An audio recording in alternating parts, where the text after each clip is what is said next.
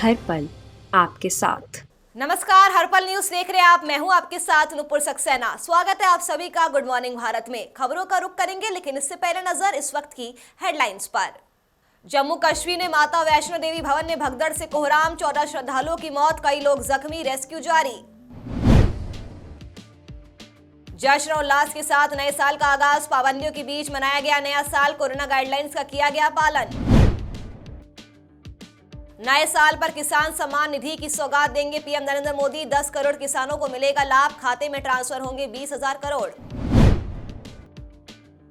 3 दिवसीय पंजाब दौरे पर सीएम अरविंद केजरीवाल, आखिरी दिन अमृतसर के राम तीरथ मंदिर के करेंगे दर्शन, कार्यकर्ताओं को देंगे जीत का मंत्र। दिल्ली में पिछले 24 घंटे में सामने आए 1796 नए केस, पॉजिटिविटी रेट बढ़कर 2.44% पहुंचा। महाराष्ट्र में भी बड़े केस। बढ़ते अब खबरों की ओर। जम्मू कश्मीर में माता वैष्णो देवी भवन में आज सुबह भगदड़ मच गई। इस घटना में 10 श्रद्धालुओं की मौत हो गई, जबकि कई लोग घायल हो गए, जिन्हें अस्पताल ले जाया गया। वहीं घटना की सूचना के बाद मौके पर पहुंची पुलिस ने कहा कि स्थिति नियंत्रण में है। बताया जा रहा है कि नए साल के पहले दिन श्रद्धालु माता के दर्शन के लिए यहां पर पहुंचे थे और इसी दौरान अचानक भगदड़ मच गई। जानकारी के मुताबिक शुरुआत में 14 लोगों के घायल होने की खबर आई थी, जिनमें से 10 लोगों की मौत हो चुकी है। बताया जा रहा है कि यह आंकड़ा बढ़ भी सकता है। मौके पर पहुंची पुलिस ने बताया कि घायलों को नजदीकी अस्पताल पहुंचा दिया गया है। बता दें कि माता वैष्णो देवी के मंदिर में नए साल के मौके पर हर बार हजारों की संख्या में श्रद्धालु पहुंचते हैं। नए साल पर किसानों को प्रधानमंत्री नरेंद्र मोदी बड़ी सौगात देने वाले हैं। प्रधानमंत्री किसान सम्मान निधि योजना के तहत पीएम किसानों को योजना की 10वीं किस्त की राशि जारी करेंगे। 1 जनवरी 2022 को 10 करोड़ किसान परिवारों के बैंक खाते में 20,000 करोड़ रुपए ट्रांसफर प्रधानमंत्री करेंगे। बता दें कि पीएम किसान सम्मान निधि योजना के तहत अब तक किसानों के बैंक खाते में 1.6 लाख करोड़ रुपए ट्रांसफर किए जा चुके हैं।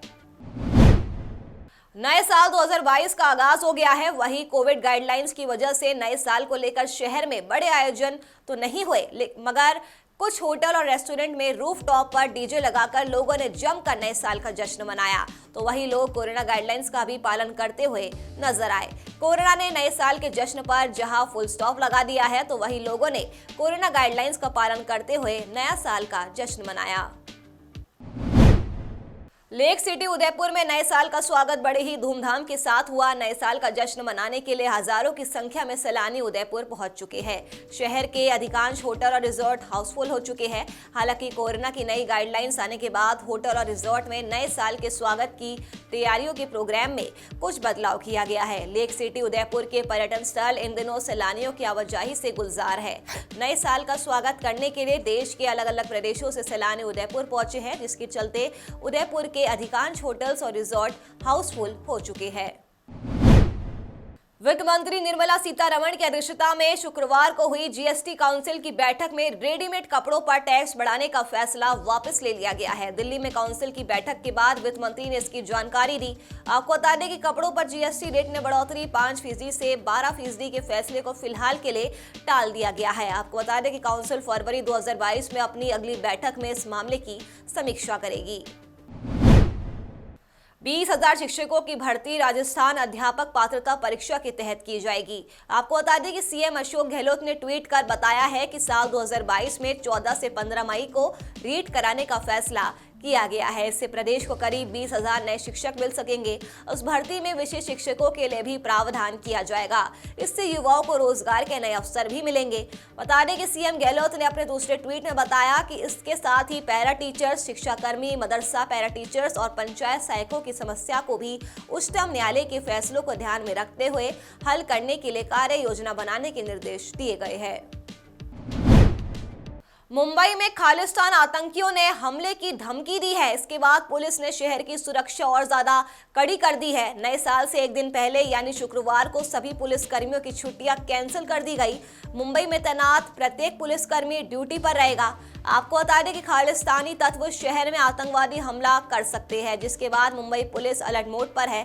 मुंबई रेलवे के पुलिस कमिश्नर कैसर खालिद ने बताया कि शहर के प्रमुख स्टेशन दादर, बांद्रा, चर्चगेट, सीएसएमटी, कुर्ला और अन्य स्टेशनों पर सुरक्षा व्यवस्था कड़ी कर दी गई है। दिल्ली में कोरोना के केस लगातार बढ़ते जा रहे हैं। इसे लेकर सरकार अब एक्शन मोड में आ गई है। दिल्ली सरकार ने भीड़ पर सख्ती करने और नियम तोड़ने पर उत्तर पूर्वी दिल्ली के सीलमपुर के 3 बाजारों को सील कर दिया है। इसके साथ ही कई और बाजारों पर भी एक्शन की तैयारी की जा रही है। बता दें कि सरोजनी मार्केट, जनपथ और लाजपत नगर मार्केट में भी बेकाबू भीड़ कोरोना के नियमों की धज्जियां उड़ाती हुई नजर आई। बाजारों में उमड़ रही बेतहाशा भीड़ को काबू करने के लिए सरकार लगातार अपील कर रही है, लेकिन लापरवाही करने और नियम तोड़ने पर सरकार ने सीलमपुर के 3 बाजारों को 30 दिसंबर यानी गुरुवार की शाम 4 बजे से अगले आदेश तक के लिए बंद कर दिया है। वहीं दिल्ली में पिछले 24 घंटे में कोरोना के 1796 केस सामने आए हैं। वहीं पॉजिटिविटी रेट भी बढ़कर 2.44% हो चुका है। इससे पहले गुरुवार को दिल्ली में 1313 केस सामने आए थे। ये मई 2021 के बाद एक दिन में सबसे ज्यादा केस थे। दिल्ली में गुरुवार की तुलना में शुक्रवार को 483 ज्यादा केस सामने आए। यहाँ अब एक्टिव केस बढ़कर 4410 हो गए हैं। हालांकि शुक्रवार को 467 मरीज ठीक हुए। अब तक राजधानी में 14,18,694 मरीज ठीक हो चुके हैं। दिल्ली में दिसंबर के पहले हफ्ते में पॉजिटिविटी रेट 0.1% था। ये बढ़कर अब 2.44% हो चुका है।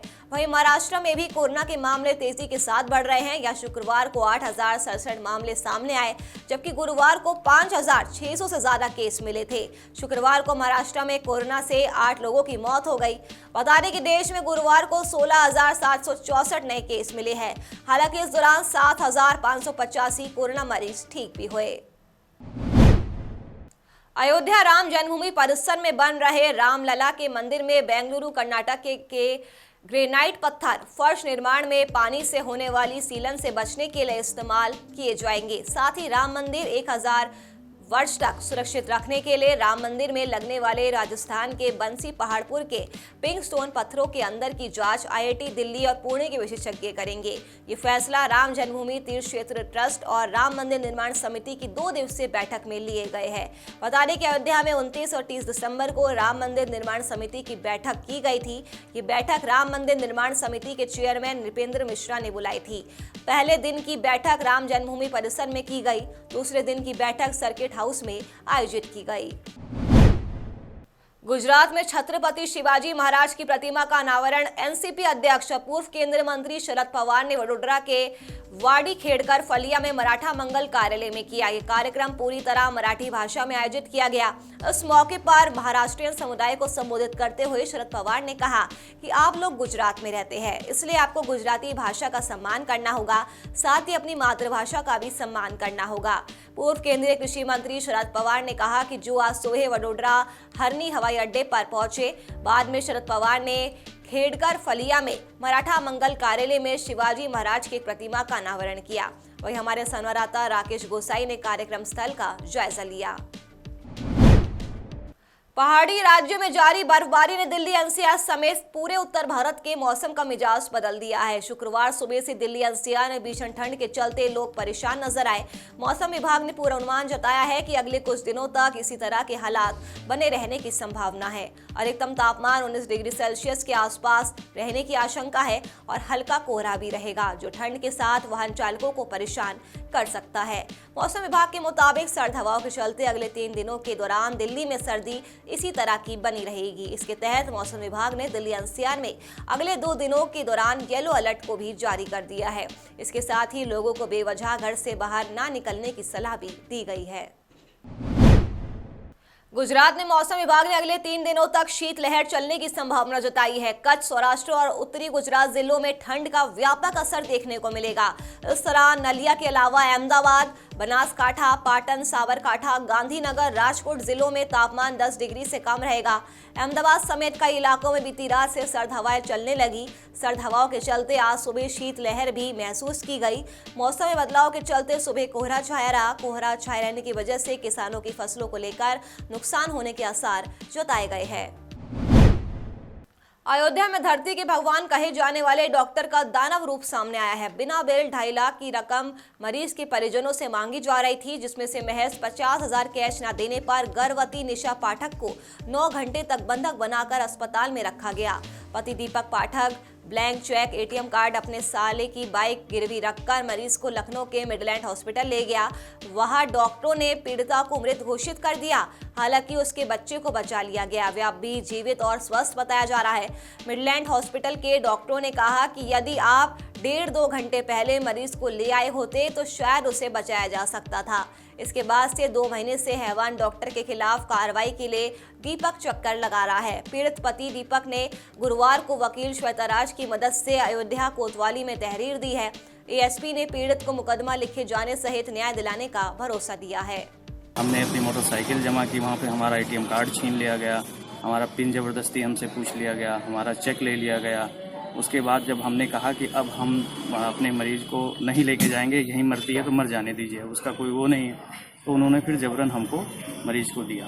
देने के बाद जब हम लेकर के गए वहाँ पर मिडलैंड हॉस्पिटल लखनऊ, तो गेट पे ही हम पहुँचे थे, तभी उनकी मृत्यु हो गई। वहाँ पर डॉक्टरों ने कहा कि अगर आप इनको 1.5 से 2 घंटा पहले ले आए होते तो ये बच जाते, इनको कुछ नहीं होता। तो इन्होंने जो 9 घंटे नकदी के लिए बंधक बना के रखा उनको, इस वजह से उनकी जान गई। राजधानी लखनऊ में गुरुवार को बिजनौर थाना क्षेत्र के नतकूर चौकी इंचार्ज को एंटी करप्शन विभाग की टीम ने 5,000 रुपए रिश्वत लेते रंगे हाथों पकड़ लिया। जानकारी के मुताबिक रिटायर्ड सीओ बीएल धोरे ने ठगी के मामले में एफआईआर दर्ज कराई थी, जिसमें धाराएं बढ़ाने के नाम पर विवेचना कर रहे आरोपी दारोगा राधेश्याम यादव ने रिश्वत मांगी थी, जिसको देने के लिए धोरे के साथ पहुंची भ्रष्टाचार निरोधक ब्यूरो की टीम बिजनौर चौराहे पर रंगे हाथों आरोपी दारोगा को उन्होंने दबोच लिया। बता दें कि हिंद नगर निवासी रिटायर्ड सीओ बीएल धोरे ने बताया कि करीब 1 साल पहले उनसे मंडी परिषद का चेयरमैन बनाने के नाम पर 20 लाख रुपए की ठगी हुई थी। तब उन्होंने सरोजनी नगर थाने में सौरभ सैनी समेत 7 लोगों के खिलाफ एफआईआर दर्ज करवाई थी। आरोप है कि दारोगा बिना रिश्वत के आरोपियों के खिलाफ कार्रवाई नहीं करना चाह रहे थे।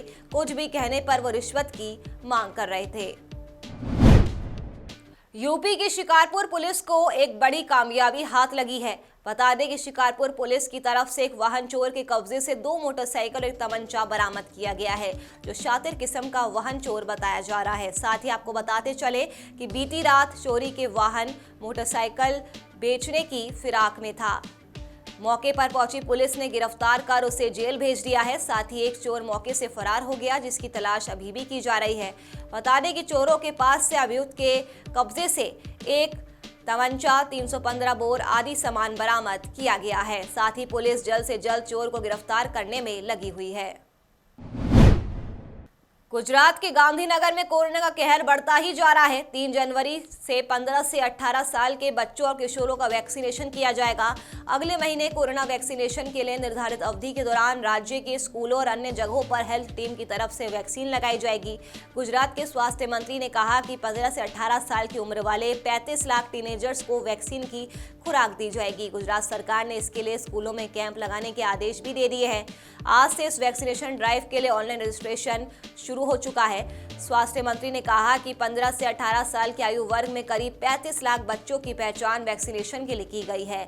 इन बच्चों को केवल कोवैक्सीन की डोज दी जाएगी। इसके लिए कोविन पोर्टल पर 3 जनवरी को रजिस्ट्रेशन शुरू होगा। वहीं गुजरात के स्कूलों में भी कोरोना ने पैर पसारने शुरू कर दिए हैं। स्कूलों में अब छात्र भी कोरोना पॉजिटिव होने लगे हैं। राज्य के स्कूलों में अभी 100 से ज्यादा छात्र कोरोना संक्रमित हो चुके हैं। बुधवार को शहर के उद्गम और जेबर स्कूल में छात्रों की रिपोर्ट पॉजिटिव मिली थी। वहीं स्कूल प्रबंधन समेत अभिभावकों में भी चिंता का माहौल बना हुआ है। अहमदाबाद के स्कूलों में कोरोना के केसेस लगातार बढ़ते जा रहे हैं। अब तक 21 पहुंच चुके हैं। इसके साथ ही सूरत, राजकोट और वडोदरा जैसे शहरों के स्कूलों में भी छात्र संक्रमित होने लगे हैं। स्कूलों में ऑफलाइन शिक्षा चल रही है, जिससे अधिकांश अभिभावकों की तरफ से बच्चों को स्कूल भेजा जा रहा है। ओमिक्रॉन वेरिएंट ने यूरोप और अमेरिका के हाल बेहाल करके रख दिए हैं। 24 घंटे में अमेरिका में 5.72 लाख, फ्रांस में 2.06 लाख, ब्रिटेन में 1.89 लाख, स्पेन में 1.61 लाख और इटली में 1.26 लाख केस रजिस्टर किए गए हैं। यहां पर कोरोना की 5वीं लहर की वजह लाखों में केस दर्ज किए जा रहे हैं। हाल ही में WHO ने भी चेतावनी जारी करते हुए कहा है कि डेल्टा और ओमिक्रॉन वेरिएंट की ऐसी सुनामी आएगी कि हेल्थ सिस्टम तबाही के कगार पर पहुंच जाएगा। पिछले हफ्ते में कोरोना के ग्लोबल केस में 11% का उछाल दर्ज किया गया है। कोरोना पॉजिटिव होने पर घर में या हॉस्पिटल में लोगों के आइसोलेट होने की बात तो आपने सुनी होगी, लेकिन अमेरिका में एक महिला को फ्लाइट के बाथरूम में आइसोलेट होना पड़ा, वो भी 3 घंटों के लिए। आपको बता दें कि अमेरिका के मिशिगन राज्य की मरीसा फोर्टियो अमेरिका से आइसलैंड की फ्लाइट में सवार थी। वहीं आधे सफर में उनका गला दर्द होने लगा तो उन्होंने बाथरूम जाकर रैपिड एंटीजन टेस्ट किया। टेस्ट रिपोर्ट पॉजिटिव आ गई, जिसके बाद महिला को बाथरूम में आइसोलेट कर दिया गया। दुनिया में कोरोना का नया वेरिएंट ओमिक्रॉन लोगों की चिंता बढ़ा रहा है। लोगों से फिर एक बार मास्क लगाने और सोशल डिस्टेंसिंग का पालन करने की गुहार लगाई जा रही है। अब इसी बीच सोशल मीडिया पर डेल्टा फ्लाइट का एक वीडियो वायरल हो रहा है। आपको बता दें कि इस वीडियो में एक महिला पैसेंजर बुजुर्ग व्यक्ति के साथ बदसलूकी करते हुए नजर आ रही है। महिला पैसेंजर एक बुजुर्ग व्यक्ति के मास्क न लगाने पर इतनी गुस्सा हो गई कि उसने बुजुर्ग व्यक्ति को थप्पड़ मार दिया, और इतना ही नहीं, महिला ने उस आदमी के मुंह पर थूकते हुए भी वो दिखाई दे रही है। बता दें कि इस पूरे बवाल के बीच महिला खुद भी बिना मास्क पहने ही दिखाई दे रही है। हालांकि इस दौरान फ्लाइट में मौजूद क्रू मेंबर महिला को रोकने की कोशिश करते हैं, लेकिन वो नहीं मानती है। चलिए फिलहाल के लिए गुड मॉर्निंग भारत में मेरे साथ बस इतना ही। देश और दुनिया की तमाम खबरों के लिए आप देखते रहिए हर्पल न्यूज। नमस्कार।